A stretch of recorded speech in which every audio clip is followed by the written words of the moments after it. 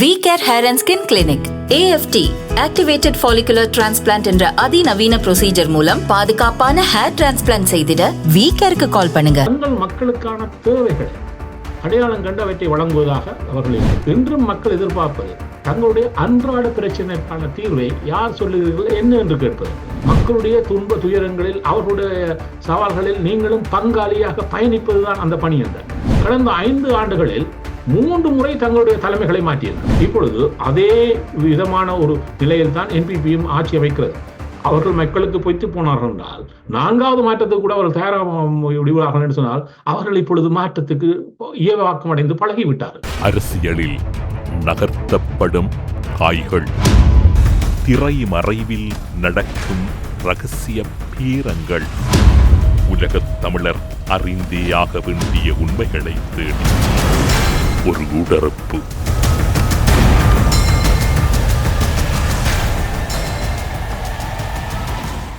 கனடாவில் இருக்கும் அரசியல் ஆய்வாளர் நேரு குணரட்னம் அவர்களை ஊடறுப்பு நிகழ்ச்சியோடு இணைத்திருக்கின்றோம். ஊடறுப்பு நிகழ்ச்சியின் சார்பில் உங்களை வரவேற்பதில் மகிழ்ச்சி. வணக்கம். வணக்கம். இலங்கை நாடாளுமன்ற தேர்தல் நடைபெற்று முடிவுகள் வெளியாகி கொண்டிருக்கின்றன. கணிசமான முடிவுகளை தேசிய மக்கள் சக்தி என்பிபி கட்சியினர் வெற்றி கொண்டிருக்கின்றார்கள். உங்களுடைய பார்வையில் இந்த வெற்றியையும் இதனுடைய சூழ்நிலையும் எப்படி அவதானிக்கின்றீர்கள்? அதாவது இலங்கையினுடைய இந்த புதிய, அதாவது 78ஆம் ஆண்டு கொண்டு வரப்பட்ட இந்த புதிய அரசியல் யாப்பில் நடைபெறுகின்ற இந்த ஜனாதிபதி பாராளுமன்ற தேர்தலில் இந்த பாராளுமன்ற தேர்தல் ஒரு சரித்திரம் வாய்ந்த தேர்தலாக பதியப்பட போகிறது என்றால், இப்பொழுது என்ன நிறைய முடிவுகள் வர இருந்தாலும் ஒன்றை தெளிவாக சொல்லுகிறேன். முதல் தடவையாக இந்த விகிதாசார பிரதிநிதித்துவத்திற்கு கீழ் ஒரு கட்சி 3/2 பெரும்பான்மையை வெற்றி பெறுகின்றது என்பது ஒரு புதிய சரித்திரம். இன்னும் நிறைய தேர்தல் முடிவுகள் வர இருந்தாலும் 3/2 அவர்கள் கடக்கிறார்கள். அதுதான் இந்த முதல் வரக்கூடிய தேர்தல் முடிவுகள் தெளிவாக சொல்லுகின்ற விடயம். இப்பொழுது வறுமையாக 34 ஆசனங்களுக்கான தேர்தல் முடிவுகள்லாம் உறுதி செய்யப்பட்டிருக்கிறது. அந்த 34 27 அவர்கள் பெற்றிருக்கிறார்கள். ஏனென்றால் ஏனைய மாவட்ட இதில் பல காரணங்களுக்காக அது அமைகிறது. ஒன்று, சிங்கள தேசத்தில் மிக பலகீனமான கட்சிகளாக 2வது தர கட்சியே மாற்றப்பட்டு விட்டது. இப்பொழுது கடந்த ஜனாதிபதி தேர்தலிலிருந்து அவர்கள் தங்களுடைய வாக்கு வங்கியை சற்று அவர்களுக்கு அதிகரித்திருக்கிறது. அதிலும் மோசமாக நடைபெற்ற விடயம், இந்த வாக்குப்பதிவை பார்த்தீங்கன்னு சொன்னால் வாக்குப்பதிவில் வாக்கு சதவீதம் மிக வீழ்ச்சி அடைந்திருக்கிறது. 70% கீழே இந்த வாக்கு சதவீதம் குறைந்திருக்கிறது. ஆகவே வாக்களித்த மக்களுடைய எண்ணிக்கை 3/1 வாக்களிப்பை தவிர்த்திருக்கிறார்கள். அதற்கு காரணம், அந்த வாக்களிக்க தவிர்த்தவர்கள் அனைவரும், அதாவது எதிர்கட்சிகளை சேர்ந்த ஜனாதிபதி தேர்தலில் வாக்களித்தவர்கள். ஏன்னா ரணில் விக்ரமசிங்க விழுந்த 17% காணாமல் போயிருக்கிறது. சஜித்தினுடைய 32% 20களுக்கு குறைய போகிறது. இவையெல்லாம் முதல் நிலையில் இருந்த மக்கள் சக்தியை மிக வலுவான ஒரு சூழலாக இந்த தேர்தல் களத்தில் நிறுத்தி இருக்கிறது. 3வது கட்சி என்றே பல மாவட்டங்களில் ஒரு கட்சி இந்த 5% வாக்குப்பதிவுக்குள் வரவில்லை. 5%க்குள் வரவிட்டால் அவர்களுக்கு ஒரு ஆசனமும் கிடைக்காது. ஆகவே இந்த தேர்தல் முறைமையை சரியாக மக்கள் சக்தி மிக தெளிவாக சிறப்பாக கையாண்டிருக்கிறார்கள். அதனுடைய அறுவடை தான் அவர்கள் இந்த 3/2 பெரும்பான்மை என்ற சூழலை எட்டுகிறார்கள். இன்னொரு விதத்தில் தமிழ் தரப்பை எடுத்துக்கொண்டோம்னு சொன்னால், தமிழ் தரப்பில் ஒரு மோசமான சிதைவை அனைத்து இடங்களிலும் நாங்கள் பார்க்கிறோம். மட்டக்களப்பு நீங்களாக ஏனைய தமிழ் அதிக மாவட்டங்களான யாழ் தேர்தல் மாவட்டமாக இருந்தாலும் சரி, வன்னி தேர்தல் மாவட்டம் இருந்தாலும் சரி, இந்த இடங்களெல்லாம் மக்கள் சக்தி முதலிடத்துக்கு வருவதற்கு காரணமாக அமைந்தது அங்கு ஏற்பட்டிருக்கக்கூடிய பல்முனை போட்டிகளும் குழப்பங்களும். இவை அனைத்தும் மக்களை ஒரு விரக்தி நிலைக்கு தள்ளுகிறது. தமிழ் தேசியத்தை பேசுகிறவர்களும் தமிழர் நலன் சார்ந்து செயற்படுகிறோம் என்று சொல்லக்கூடிய அனைத்து இந்த அங்கங்களும் தங்களுக்கு மோதுவதை மட்டுமே நேரத்தை செலவழித்துக் கொள்ளுகிறார்களே ஒழிய தங்கள் மக்களுக்கான தேவைகளை அடையாளம் கண்டு அவற்றை வழங்குவதாக அவர்கள் இல்லை. இன்னொன்று இருக்கிறது, ஒரு இனம் சார்ந்த தேசியம் என்பது அந்த இனத்தினுடைய நல்வாழ்வில் தங்கி இருக்கிறது. அது வெறுமையாக அதனுடைய உரிமை சார்ந்தது மட்டுமல்ல. இந்த மக்கள் சார்ந்த நல்வாழ்வில், இந்த இலங்கை தீவில் ஒரு ஜனாதிபதி ஆட்சி முறை மாற்றப்பட்டிருந்தால் அதுக்கு முக்கிய காரணம் பொருளாதாரம். மக்களுடைய வாழ்வியலில் அவர்கள் எதிர்கொள்ளும் சவாலும் துன்பம். அப்ப அதில் ஒரு தீர்வை மக்கள் எதிர்பார்க்கிறார்கள். அந்த தீர்வை இந்த களத்தில் அவர்களுடைய உணவு தயாரிக்கின்ற இந்த அடுக்கல்களுக்கு சென்று அதுக்கு தீர்வு வழங்குபவர்கள் கூட தங்களை உருவகப்படுத்தி கொண்டதனால்தான் அவர்கள் ஒரு ஜனாதிபதி நிலைமைக்கே வந்து சேர்ந்தார்கள். இன்றும் மக்கள் எதிர்பார்ப்பது தங்களுடைய அன்றாட பிரச்சனைக்கான தீர்வை யார் சொல்லுகிறீர்கள் என்ன என்று கேட்பதற்கு. தமிழர்களுக்கு நிரந்தரமான தீர்வினை நோக்கிய தேவை இருந்தாலும் அன்றாட பிரச்சனைகளுக்கான தீர்வு என்பது முதன்மையானது. அதை தமிழ் அரசியல் களத்தில் இருக்கக்கூடிய எந்த கட்சியும் சரி, எந்த அரசியல்வாதியும் சரி பேசுவதாகவும் இல்லை, அதற்கான தீர்வை மக்களுக்கு வழங்குவதாகவும் இல்லை. அப்ப இவையிட்டு எல்லாவற்றையும் பார்க்கின்ற பொழுது என்னுடைய அன்றாட பிரச்சனைகளை பேசுபவனுக்கு ஏன் அந்த வாக்கை போட்டு பார்க்கலாம் என்ற ஒரு பரிசோதனை களத்தில் கூட இன்னும் ஒரு மாற்றம் இடம்பெற்றிருக்கிறது. குறிப்பாக பார்த்தீர்கள் என்றால் யாழ் கிளிநொச்சி தேர்தல் மாவட்டத்தில் யாழ் மாவட்டத்தில் இருக்கக்கூடிய இப்போது வெளியாகிய அத்தனை முடிவுகளிலும் கிட்டத்தட்ட 3/2 வாக்குகளுக்கு மேலான வாக்குகளை தேசிய மக்கள் சக்தி பெற்றிருக்கின்றது என்றால் ஈழத்தமிழர்களின் தமிழ் தேசியம் இந்த தேர்தலோட முடிவுக்கு வந்து விட்டது. அதாவது கிளர்ச்சி நீங்களா இதில் 2 விடயங்கள் இருக்கிறது. தமிழ் தேசியம் என்பதை இவர்களூடாக பார்த்தால் தான் அது தோல்வியாக இருக்கும். அதாவது தமிழ் தேசியத்தை பிரதித்துவப்படுத்துகிறோம் என்று எந்த ஒரு முன்வைப்பும் இல்லாமல் இருந்த இந்த கட்சிகளும் சரி, இந்த அரசியல்வாதிகளும் சரி, தமிழ் மக்களால் நம்பிக்கையை எவ்வளவு தூரம் இழந்திருக்கிறார்கள் என்பதுதான் அதனுடைய வெளிப்பாடு. தமிழ் மக்கள் தங்களுடைய தேசியம் சார்ந்த ஒரு மெய்ப்பினைத்து நீண்ட காலமாக தேடிக்கொண்டிருக்கிறார்கள். தங்களுக்கு நம்பிக்கை தருகின்ற தங்கள் சுக துக்கங்களில் இப்பொழுது தமிழ் தேசிய தலைமை ஒன்றை இதை நீண்ட காலமாக வலியுறுத்தி வந்தார். அரசியல் என்பது மக்கள் பணி என்றார். மக்களுடைய துன்ப துயரங்களில் அவர்களுடைய சவால்களில் நீங்களும் பங்காளியாக பயணிப்பதுதான் அந்த பணி என்றார். அந்த பணியை இவர்கள் முழுமையாக செய்யவில்லை என்பதனுடைய வெளிப்பாடுதான் இந்த தேர்தலுடைய முடிவும் கூட. இவர்கள் மக்களுடைய துன்ப துயரங்களில் அவர்களுடைய பங்காளிகளாக அவருடன் எந்த விதத்திலும் பயணிக்கவில்லை. இவர்கள் அரசியல் என்று உரிமை மட்டும்தான் மக்கள் சார்ந்த அரசியல் என்று அவருடைய அன்றாட சவால்களையும் பிரச்சனைகளையும் முழுமையாக புறம் தள்ளிவிட்டார்கள். இன்று பாருங்கள், பிரித்தானியாவில் ஒரு ஆட்சி மாற்றம் வருகிறது. முதன்மை காரணி பொருளாதாரம். இன்று அமெரிக்காவில் ஒரு ஆட்சி மாற்றம் வந்திருக்கிறது. ட்ரம்ப் வெற்றி பெறுகிறார் என்று சொன்னால் அவர் பொருளாதாரத்தை மட்டும் பேசினார். பொருளாதாரத்துக்கு யார் மீது உங்களுக்கு நம்பிக்கை இருக்கிறது என்று அமெரிக்க மக்களிடம் கேட்டால் அவர்கள் ட்ரம்புக்கு அதிக நம்பிக்கையை வெளிப்படுத்தினார்கள். அவர் அதை செய்வாரா என்பது 2வது விடயம். அதனால் அவர் அதை பற்றி பேசினார். இன்று இந்த தேர்தல் களத்தில் நம் அரசியல்வாதிகளும் சரி, அரசியல் கட்சிகளும் சரி, தேர்தலில் ஒரு விஞ்ஞானத்தை வெளியிட்டார்களா? அந்த தேர்தல் விஞ்ஞாபனத்தில் மக்களுக்கு தாங்கள் அவர்கள் சார்ந்த அன்றாட பிரச்சனைகளுக்கு அவருடைய கல்வியாக இருக்கட்டும், சுகாதாரமாக இருக்கட்டும், பொருளாதார வாழ்வாக இருக்கட்டும், அவருடைய வேலை வாய்ப்பாக இருக்கட்டும், இதற்கு என்ன வழியை சொன்னார்கள்? அதை பற்றி எதுவும் பேசினார்களா? இவர்கள் எதுவும் பேசவில்லை. அப்பொழுது இது மாற்றீடாக ஒருவன் வந்து உங்களுடைய அன்றாட பிரச்சனைக்கு நான் தீர்வு தருகிறேன் என்று பேசினால் அவனுடன் நான் சென்றால் எனக்கு ஏதும் கிடைக்குமா என்று மக்கள் சிந்திப்பதிலேயோ அல்லது பயணிப்பதில் என்ன தவறு இருக்கிறது?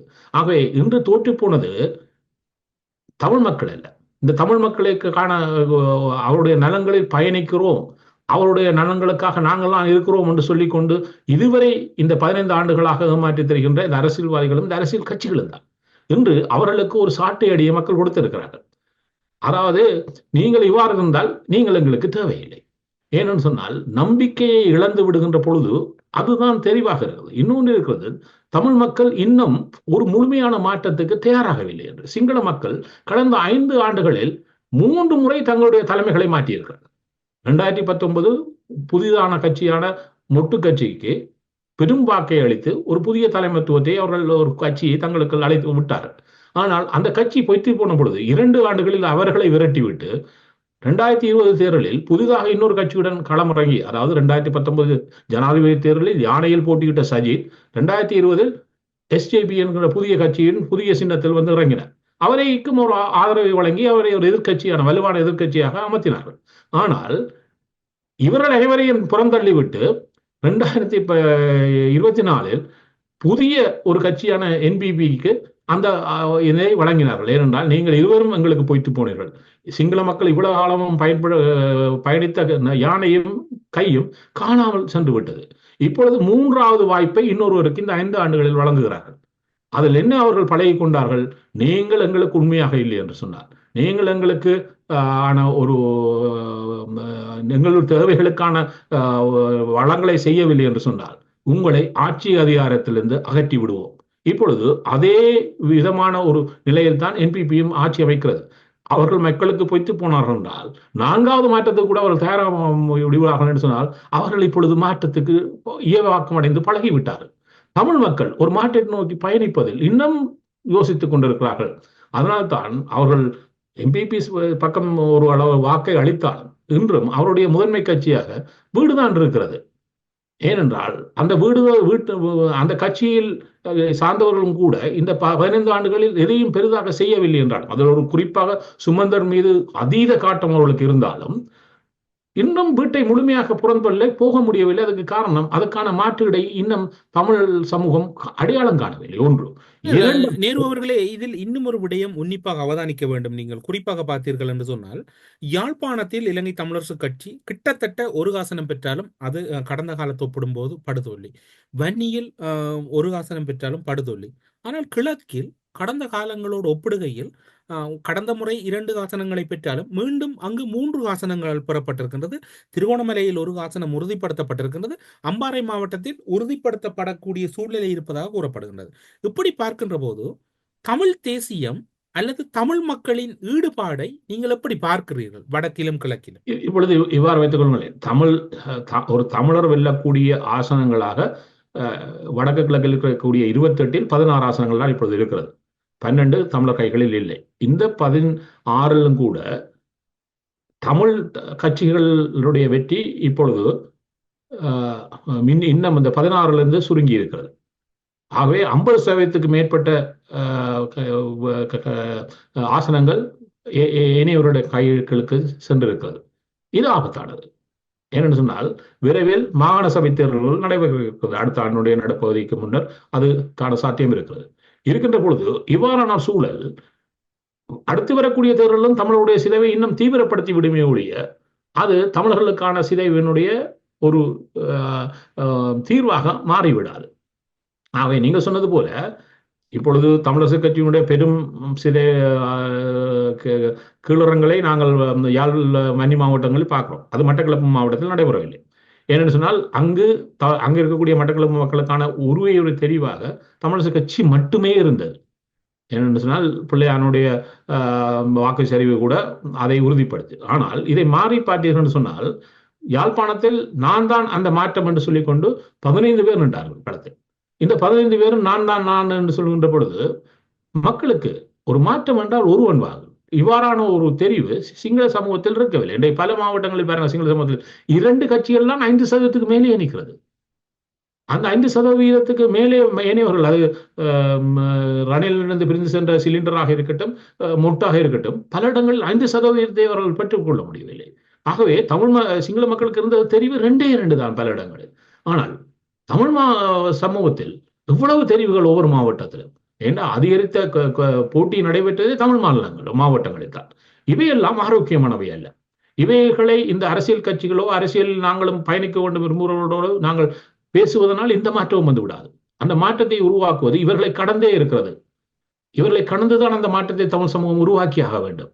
தொடர்ச்சியாக யாழ் குடாநாட்டில் வெற்றி பெற்ற டக்ளஸ் தேவானந்தா இம்முறை ஆசனத்தை இழந்திருப்பதாக கூறப்படுகின்றது. அதனுடைய சூழ்நிலை உங்களால் எப்படி பார்க்கப்படுகின்றது? உத்தியோகபூர்வமான முடிவுகள் இல்லாவிட்டாலும் அந்த ஆசனத்திலும் நெருக்கடி நிலை இருப்பதாக கூறப்படுகின்றது. குறிப்பாக வடக்கில் டக்ளஸ், கிழக்கில் பிள்ளையான், 2 பேரும் ஒரு நெருக்கடியான சூழ்நிலையில் இருக்கின்றார்கள். என்ன காரணம்? இது அவர்களுக்கான ஒரு தெளிவான செய்தி தான். என்னென்னு சொன்னால், நீங்கள் இப்ப தமிழ் தேசிய அரசியலை நாங்கள் பிரதித்துவப்படுத்துகிறோம், தமிழ் தேசியத்துக்கே நாங்கள் தான் முதன்மையானவர்கள் என்று கூறிக்கொண்டவர்கள் என்ன தவறை இழைத்தார்களோ அது மட்டும்தான் இவருடைய தவறு. இவர்கள் இவ்வளவு காலமும் இந்த களத்தில் வெற்றி பெற்று நகர்வதற்கு ஒரு காரணமாக இருந்தது அவருடைய கையிலிருந்து ஆட்சி அதிகாரம். ஏனென்றால் ஆட்சியில் இருப்பவர்களுடன் இணைந்திருந்தார்கள், பல வலுக்களை அவர்கள் கொண்டு வர்றார்கள். இவர்களை தங்களுடைய வெட்டிக்கான களமாக அவர்கள் பயன்படுத்தி கொண்டார்கள். இன்று இருவரும் இந்த ஆட்சி அரங்கில் பல்லு புடுங்கப்பட்டவர்களாக மாற்றப்பட்டு விட்டார்கள். இவர்களுக்கும் ஏனையவர்களுக்கும் எந்த மாற்றமும் இல்லை. ஆகவே இவர்களிடம் எந்த ஒரு வல்ல நிலையும் இருக்கவில்லை. இது களத்துக்கு வருகின்ற பொழுது அது அவர்களுக்கான வெற்றியை தரவில்லை. ஆகவே எதை வைத்துக் கொண்டு இவ்வளவு காலம் அந்த வெற்றியை உறுதிப்படுத்தினார்களோ அந்த வெற்றி இன்று அவர்களுக்கு சவால் நிலைக்கு உள்ளாக்கப்பட்டதுக்கு காரணமே, அவருடைய வாக்கு வங்கியில் சரிவு ஏற்பட்டதுக்கு காரணமே இவ்வாறான ஒரு புறநிலை தான். இப்பொழுது அனைவரும் தமிழ் அரசியலில் இருக்கக்கூடிய அனைத்து கட்சிகளும் கடந்த முறை பெற்ற வாக்கு வங்கியிலிருந்து சரிந்திருக்கிறார்கள். டக்ளஸ் சரிந்திருக்கிறார், அங்குஜன் மோசமாக சரிந்திருக்கிறார், பிள்ளையான் சரிந்திருக்கிறார். தமிழ் கட்சிகளான தமிழ் காங்கிரஸாக இருக்கட்டும், நாங்கள் மீண்டும் எழுந்து வருகிறோம் என்று சொல்லிக்கொண்ட சங்கு சின்னத்தில் போட்டியுள்ளதாக இருக்கட்டும், அனைவருக்குமே இந்த வீழ்ச்சி வந்தது. ஏன் அவர்கள் எதிர்பார்த்த மாற்றத்துக்கான வாக்கை தமிழ் மக்கள் இன்னொரு வழங்கவில்லை? விடயத்தை நீங்கள் அவதானிக்க வேண்டும். அகில இலங்கை தமிழ் காங்கிரஸ் 27,986 வாக்குகளையும் 17ஆம் இலக்கை சுயேட்சையில் போட்டியிட்ட வைத்தியர் அர்ஜுனாவினுடைய சுயேட்சை குழு 27,855 வாக்குகளையும் பெற்றிருக்கிறது. ஒரு கட்சிக்கும் ஒரு சுயேட்சை குழுவுக்கும் இடையில் சிறு வித்தியாசம் தான் இருக்கின்றது. அவர்கள் ஒரு ஆசனத்தை பெற்றிருக்கின்றார்கள். ஜனநாயக தமிழ் தேசிய கூட்டணி சுயேட்சை குழுவுக்கு இணையாக நின்று கூட ஒரு ஆசனம் பெறவில்லை. காரணம் என்ன? நீங்கள் சங்கு சின்னம் தொடர்பில் உச்சரிக்கின்றீர்கள். சங்கு எங்கு தவறு விட்டது? சங்கு நிறைய தவறுகளை விட்டது. இப்பொழுது ஒரு ஒரு அதாவது இந்த அரசியல் அரங்கில் இதை எவ்வாறு கை கொள்வது என்று கூட தெரியாதவர்கள் போல இவ்வளவு காலம் இவர்கள் அரசியல் இருந்ததுதான் அதனுடைய வினோதம். என்னன்னு சொன்னால், இந்த ஜனாதிபதி தேர்தலில் ஒரு புதிய உருவத்தை அவர்கள் உருவாக்கினார்கள். நாங்கள் ஏதோ இனம் சார்ந்து பயணிக்கிறோம் என்றெல்லாம் இவர்கள் இந்த களத்துக்கு வந்த பொழுதே இவர்களுடைய பின்புலத்தை நீண்ட காலமாக தெரிந்தவன்ற ரீதியில் எனக்கு ஒன்று தெரிந்தது. இவர்கள் இதை வைத்துக்கொண்டு இதை இந்த நல்ல ஒரு கருப்பொருளை தங்களுக்கு சார்பாக பயன்படுத்தி இந்த மக்களிடம் இந்த சங்கை பரிச்சயமாக்கி கொண்டு இதை வைத்துக்கொண்டு தங்களுக்கான பாராளுமன்ற தேர்தலில் பயணிப்பதற்காகத்தான் இவ்வளவு இடமும் போடுகிறார்கள். அதை அவர்கள் குறுகிய காலத்திலே வெளிப்படுத்தினார்கள். வெளிப்படுத்தி விட்டு அவர்கள் ஒரு கனவு கண்டார்கள். ஏனென்றால் சங்குக்கு 2,26,000 வாக்குகள் வடக்கு கிழக்கில் முழுமையாக விழுந்தன. அதை வைத்துக்கொண்டு தங்களால் ஒரு 4-5 ஆசனங்களை பெற முடியும், மேலதிகமாக ஒரு தேசிய பட்டியல் ஆசனத்தையும் பெற முடியும் என்றெல்லாம் கணக்கு போட்டுக்கொண்டுதான் அவர்கள் இந்த களத்துக்கு வந்தார்கள். ஆனால் மக்கள் முட்டாள்கள் அல்ல. நாங்கள் சங்கு சின்னத்துக்கு ஒரு ஜனாதிபதி தேர்தலில் என்ன காரணத்துக்காக வாக்களித்தோமோ அந்த காரணம் இப்பொழுது இல்லை. அதனால் அதே வாக்குகளை மீண்டும் அதே சங்கு சின்னத்துக்காக ஏனையவர்களுக்கு போட மாட்டோம் என்கின்ற மக்கள் தெளிவில் மக்கள் இருக்கிறார்கள் என்பதை இவர்கள் புரிந்து கொள்ளவில்லை. இந்த புரிந்து கொள்ளாதவருடைய வினை இப்பொழுது அவர்களுக்கே புரிகிறது. என்றால் அதனுடைய முக்கிய வன்னி பாராளுமன்ற உறுப்பினர் இன்று வாக்களித்து விட்டு வெளியே வந்து சொன்னார், எங்களுக்கு 10 ஆசனம் என்றார். என்ன அவ்வளவு தூரம் கனவு கண்டார்கள். தமிழ் அரசியல் அரங்கில் ஒருவர் இல்லை, 3 கட்சிகளை சேர்ந்தவர்கள் தெளிவாக சொன்னார்கள், நாங்கள் 10 ஆசனத்தை வெல்லுவோம் என்று. அவ்வாறு ஒரு 10 ஆசனங்களை வெல்லக்கூடிய நிலையில் தமிழ் கட்சிகள் எதுவுமே கிடையாது என்பது இதை ஆழமாக பார்த்தவர்களுக்கு தெளிவாக தெரியும். ஏன்னா இருப்பதே 16 ஆசனங்கள், அதில் ஒரு 10 ஆசனங்களை பெறுகின்ற வலி நிலையில் அவ்வாறான ஒரு செயற்பாட்டு அரங்கத்தில் தமிழ் சமூகத்துடன் இணைந்து பணியாற்றிய ஒரு வரலாற்றை எந்த ஒரு கட்சியும் கொண்டிருக்கவில்லை. அப்ப இவர்கள் கனவுலகத்தில் பயணித்துக் கொண்டிருக்கிறார்கள். ஒரு தங்களுடைய நிலையை சரியாக புரிந்து கொள்ளாதவர்களால் எவ்வாறு ஒரு இனத்தை வழிநடத்த முடியும்? இந்த கேள்வியை தான் தமிழ் இனத்தில் இருப்பவர்கள் கேட்கிறார்கள் பார்த்து. அப்ப ஒன்று புரிந்து கொள்ள வேண்டும். ஆனால் இப்போது ஏற்பட்டிருக்கக்கூடிய இந்த மாற்றமானது அடுத்த சந்ததியினரும் இதனை ஒரு நல்ல வாய்ப்பாக எடுத்துக்கொள்வார்களாக இருந்தால் கிட்டத்தட்ட இனிவரும் காலங்களில் தமிழர்களின் அடையாளம் என்று கூறிய தமிழ் கட்சிகள் அல்லது தமிழ் பேசிய கட்சிகள் அனைத்தும் துடைத்தெறியப்பட்டு தென்னிலங்கை கட்சிகளின் பின்னால் ஈழத்தமிழர்கள் சென்று விடுவார்கள். 2 விதமா பார்க்கலாம். இப்பொழுது பாருங்கள், அர்ஜுனாவுடைய குழுவுக்கு ஒரு ஆசனம் கிடைத்தது அல்லவா? அதில் பல துறைசார் வல்லுநர்கள் அதனூடாக களத்துக்குள் வந்தார்கள். அதில் அடையாளம் கண்ணப்பட்ட பல துறைசார் வல்லுநர்கள் அர்ஜுனாவை கடந்தே இருந்தார்கள். அவ்வாறானவர்கள் ஒரு மாற்றத்தின் பிரதிநிதியாக இருக்க முடியுமா என்று ஒரு சமூகம் சிந்தித்திருக்கிறது. அல்லாட்டால் அவர்கள் எடுத்தவுடன் ஒரு ஆசனத்தை பெறும் நிலைக்கு வந்திருக்க முடியாது. அது ஒரு செய்தியை சொல்லுகிறது. இவ்வாறு வரக்கூடியவர்கள் நீங்கள் இந்த தேர்தல் காலத்தில் மட்டும் பெறாதீர்கள். தேர்தல் காலத்தில் வந்துட்டு நான் மாற்றம் போடுங்கள் என்று சொன்னால் அதை சிந்திப்பதற்கு, கிரகித்துக் கொள்வதற்கு, புரிந்து கொள்வதற்கு, வாக்களிப்பதற்கான நேரமே மக்களிடம் கிடையாது. அப்ப இவ்வாறான ஒரு மாற்றத்தை நோக்கி நாங்கள் பயணிக்க வேண்டுமாக இருந்தால் அதற்கான ஒரு பொறிமுறை நீண்ட காலத்தில் முன்னெடுக்கப்பட வேண்டும். மக்களுடன் நீங்கள் மக்கள் துன்பங்களில் நீங்கள் ஒரு பங்காளிகளாக வேண்டும். நீங்கள் பங்காளியாகி மக்களுடன் இணைந்து இந்த பயணத்தை தொடர்ச்சியாக இருந்தார்கள் என்று சொன்னால் அவர்கள் மாற்றத்தினுடைய வெளிப்பாடு. இப்பொழுது இந்த மக்கள் சக்தி அனுராவனுடைய தரப்பு பலர் நினைக்கிறார்கள், ஒரு நேற்று இது களத்துக்கு வந்து இன்று வெற்றி பெற்றுறாங்க. இல்லை, அரகளுக்கு பின்னர் அன்றிலிருந்து கடந்த 2 ஆண்டுகளாக இந்த வெற்றியை நோக்கி அவர்கள் தங்களை திட்டமிட்டு அதற்கான தடைகளை எல்லாத்தையும் நகர்த்தி கடுமையாக உழைத்தவர்கள். இது பலருக்கு தெரியாது. இந்த 2 ஆண்டுகளுடைய அறுவடையைத்தான் இப்பொழுது அவர்கள் அனுபவித்துக் கொண்டிருக்கிறார்கள். இதற்கான ஒரு திட்டமிடல், ஒரு நேர்த்தியான திட்டமிடல் அவர்களிடம் சிறப்பாக இருந்தது. இது அவர்களை புகழ்வதற்காக இல்லை. ஒருவர் வெற்றியை நோக்கி நகர வேண்டும் என்றால் யாரும் தாம்பாள தட்டில் கொண்டு வந்து தரமாட்டார்கள். அதுக்கு ஒரு கடுமையான உழைப்பு வேண்டும். அதற்கான சரியான திட்டமிடல் வேண்டும். அந்த திட்டமிடல் ஒரு செயற்பாட்டு வடிவம் பெற வேண்டும். அந்த செயற்பாட்டு வடிவம் சிறப்பாக நகர்த்தப்பட வேண்டும். இவ்வளத்தையும் அவர்கள் செய்தார்கள். அதனோட தான் இந்த இடத்துக்கு வந்தார்கள். நம்மவர்கள் என்ன நினைக்கிறார்கள் சொன்னால், 30 நாட்களுக்கு முன்னர் தேர்தல் அறிவிக்கப்பட்டவுடன் இந்த 30 நாட்களில் நாங்கள் வெற்றிக்கு கொண்டு விடுவோம், எங்களோட மக்களுடன் பேசினால் அவர்கள் வெற்றி பெறுவார்கள். இவ்வாறுதான் அமுதலிங்கம் காலத்திலிருந்து தமிழ் அரசியல் நகர்கிறது. அவர் சொல்லுவார், நான் 10 மேடைகளில் பேசிவிட்டேன்னா எல்லாம் எங்களுக்கு தான் என்பார். இன்று இருப்பவர்களும் தான் சிந்திக்கிறார்கள். நாங்கள் மக்களுடன் சென்று கேட்டுவிட்டால் அவர்கள் தாம்பளத்தட்டில் வைத்து எங்களுடைய வாக்களை தந்து விடுவார்கள் என்று. இது சாத்தியமில்லை என்பதை இந்த தேர்தல் மீண்டும் இவர்களுக்கு எடுத்து சொல்லியிருக்கிறது. இது முதல் தடவை இல்லை. இந்த அரங்கில் இருப்பவர்கள் பலருக்கும் பல முறை எடுத்து சொல்லியிருக்கிறது. ஆனால் அவர்கள் இதை புரிந்து கொண்டார்களா, தங்களை மாற்றி கொண்டார்களா என்று கேட்டால் இதுவரை நடைபெறவில்லை. இப்பொழுதும் மாறிவிடுவார்கள் என்றது தான் நடக்காது. அப்போ ஒரே ஒரு செய்தி இருக்கிறது. நாங்கள் இந்த மாற்றத்தை நோக்கி இப்பொழுது ஒரு விடயத்தை பாருங்கள். சுமந்திரன் சொன்னார், நான் வெற்றி பெறவில்லை என்றார். யார் வெற்றி பெறுவார் என்று எங்களுக்கு இதுவரை தெரியாது. அந்த ஒரு தமிழரசு கட்சி யாழ்ப்பாணத்தில். ஆனால் அங்க வெற்றி பெறவில்லை என்று வைப்போம். நாங்கள் வெற்றி பெறாவிட்டால் நான் தேசிய பட்டியல் வரமாட்டேன்னு சொன்னார். நான் எப்பொழுது சொல்கிறேன், அவர் தேசிய பட்டியல் விட வருவார். சொல்லுவார், நான் கொண்டு வந்த அரசியல் யாப்பு, ரணிலுடன் இணைந்த அரசியல் யாப்பைத்தான் இவர்கள் புதிதாக கொண்டு வர போறார்கள். ஆகவே நான் பாராளுமன்றத்தில் இருந்தால்தான் அதை எல்லாம் ஒழுங்கு செய்ய முடியும் என்று பலர் என்னிடம் கேட்கிறார்கள். ஆகவே அவருடைய அந்த இதில் சரியாக இருக்கிறதா நான் ஏற்றுக்கொண்டு பாராளுமன்றம் செல்கிறேன். நான் இந்த கொண்டு வருகின்ற அரசியல் யாப்பில் தமிழர்களுக்கு கிடைக்க வேண்டிய அனைத்தும் கிடைப்பதை நான் உறுதி செய்வேன், அதற்காக செல்கிறேன் என்று அந்த கதை மாறிவிடும். மறு திருப்பியும் பாராளுமன்றத்தில் இருப்பார்.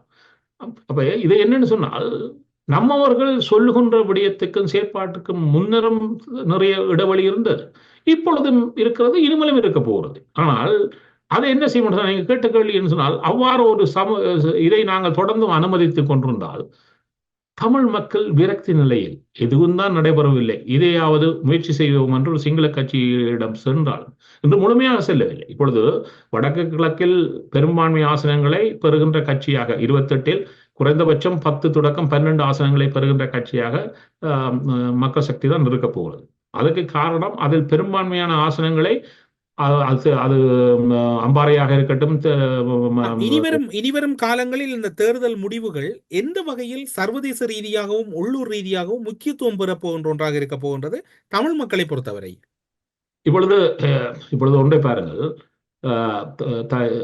தமிழ் மக்கள், சிங்கள மக்களாக இருந்தாலும் சரி, தமிழ் மக்களாக சரி, யாராக இருந்தாலும் சரி, ஒன்றை எதிர்பார்க்கிறார்கள், தங்களுடைய வாழ்வியலில் விரைவாக மாற்றம் பெற வேண்டும் என்று. இது இலங்கைக்கு மாற்றம் இருக்கக்கூடிய பொருளாதார பிரச்சனை இல்லை. அமெரிக்கா விரையும் இருக்கிறது பொருளாதார பிரச்சனை தான். அதனால தான் ட்ரம்ப் விடயத்திற்குள்ள பொருளாதார முதன்மை பெற்றது. ஏன் இந்த பொருளாதார பிரச்சனையாக இருக்கிறது? கோவிட்டுக்கு பின்னர் கடந்த 2 ஆண்டுகளில் இந்த விலைகளுடைய ஏறிய விலையேற்றம் குறையவில்லை. அது இந்த நாளையும் குறையாது, அல்லது அடுத்த ஆண்டிலும் உடனடியாக குறையாது. அதுக்கு நீண்ட காலம் தேவைப்படுகிறது. அதுக்கு இந்த சப்ளை செயினில் இருக்கக்கூடிய சிக்கல் நிறைய தீர்க்கப்பட்டாக வேண்டும். ஆகவே இலங்கை தீவிலும் ஒருவரும் மாற்றி விட முடியாது. மக்கள் இருக்கிறார்கள், இவர்கள் வந்தவுடன் மாற்றி விடுவார்கள். இவர்களுக்கு மாற்ற முடியாது என்று இவர்களுக்கு தெரியும். அது ஒரு காலத்தில் வெளிப்பட போகிறது. அந்த வெளிப்பாடு என்பது அதிருப்தியை தரலாம். இவர்கள் ஊழலை குறைக்கலாம், மற்ற விடயங்களை குறைக்கலாம். ஆனால் அதல்ல மக்களுடைய உடனடி பிரச்சனை. மக்களுடைய உடனடி பிரச்சனை, அடிப்படையில் இருக்கக்கூடிய பிரச்சனைக்கு இவர்கள் தீர்வு சொல்லியாக வேண்டும். அது ஒரு சவாலை கொண்டு வரும். இந்த சவால், ஆனால் அவர்களுக்கு இதிலும் ஒரு லாபம் இருக்கிறதுன்னு சொன்னால், காணாமல் போன ஒரு எதிர்க்கட்சி இலங்கை பாராளுமன்றத்தில் இனிமேல் இருக்க போகிறது. எல்லாம் ஒரு பக்கமாக இருக்க போகிறது. இதை அவர்கள் தங்களுக்கான வாய்ப்பாக பயன்படுத்திக் கொள்கிற வாய்ப்பு இருக்கிறது. இன்னொரு விடத்தில் பார்த்தோம்னு சொன்னால், தமிழர் தரப்பில் இருக்கக்கூடிய சவால் என்று சொன்னால், தமிழர் தரப்பு தன்னை விரைவாக மீளமைக்க வேண்டிய தேவையில் இருக்கிறது. அது அரசியல் கட்சிகள் சார்ந்த அல்ல, அரசியல் கட்சிகளுக்கு வெளியே இருக்கிறது. அதை கடந்துதான் தமிழ் சமூகம் தன்னை ஒருங்கமைத்துக் கொள்ள வேண்டும். இந்த தேர்தலில் 2 சமூகங்கள் சிதைக்கப்பட்டிருக்கிறது. ஒன்று தமிழர் சமூகம், இரண்டாவது முஸ்லீம் சமூகம். இரண்டும் இந்த தேர்தலில் முழுமையாக சிதைந்து போய் கிடக்கிறது. முஸ்லீம் சமூகமும் சிதைந்து போய் கிடக்கிறது. அப்ப இந்த 2 சமூகங்களுக்கும் ஒரு தேவை வருகிறது. இந்த 2 சமூகங்களை சேர்ந்தவர்களும் சிந்திக்க ஆரம்பிப்பார்கள். இளையவர்கள் சிந்திக்க ஆரம்பிக்க வேண்டும். இளையவர்கள் சிந்தித்து இந்த சேர்த்திறனில் ஒரு முதல் இருவருக்கும் இணைவாக, என்ற வடக்கு கிழக்கில் அதிகரித்த எண்ணிக்கையில் இருப்பவர்கள் தமிழ் மக்களும் முஸ்லிம் மக்களும் தான். இவர்கள் இணைந்ததாக ஒரு பொறுமுறைக்குள் வருவது என்பது இந்த காலத்தில் இருக்கக்கூடிய சவாலை கடந்து இந்த இனங்கள் தங்களுடைய தேசியத்தை வலுப்படுத்த. என்னால் என்பிபியினுடைய அல்லது மக்கள் சக்தியினுடைய சிந்தனை குழாமே இதுதான்.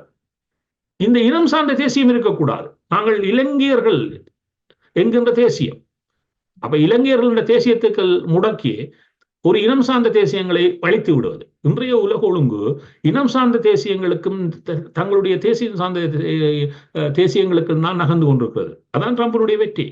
அதான் இன்றைக்கு ஐரோப்பிய வட்டைகளில் பல நாடுகளில் உருவாகின்ற இந்த வலதுசாரி போக்கினுடைய வெற்றி. அப்ப இந்த விடயத்தை சிதைந்து போகாமல் இருப்பதாக இருந்தால் தங்கள் இனம் சார்ந்த தேசியத்தை இதை இன்றைய முஸ்லிம்கள் உணர ஆரம்பித்திருக்கிறார்கள் இந்த தேர்தல் முடிவுகளாக. ஆகவே இங்கு ஒரு புதிய சிந்தனை குழாமும் திரட்சியும் வருகிறது. இவற்றுக்கு புதிய வடிவங்கள் தேவைப்படுகிறது. இந்த பழைய ஊறிப்போன இந்த அரசியல் தமிழ் மக்களுக்கான தீர்வு இல்லை என்பதை இந்த தேர்தல் களம் மீண்டும் அடித்து சொல்லி இருக்கிறது.